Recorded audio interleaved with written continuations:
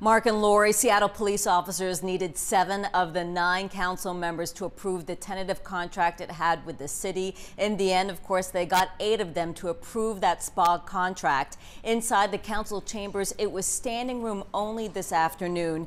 For an hour and a half, the council listened to passionate public testimony, both for and against the contract, pitting 2 groups against each other that are typically allies, organized labor and civil rights groups. The struggle here, balancing the fears that the contract rolls back police accountability while protecting the collective bargaining process, which would give police the first raise they've had in 4 years.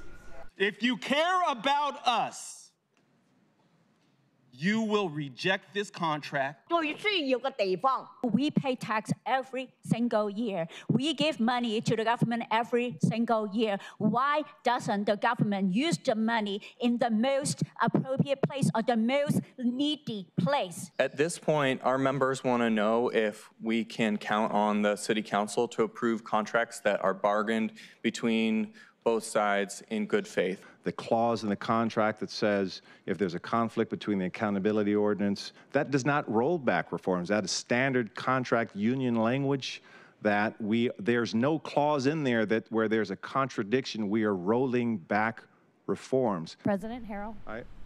8 in favor.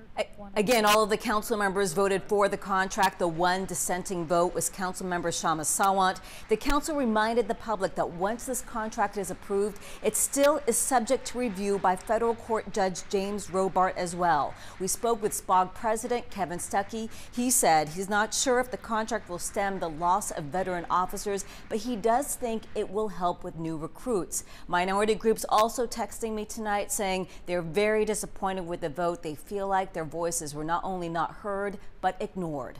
Reporting live at City Hall, Elisa Hahn, King 5 News.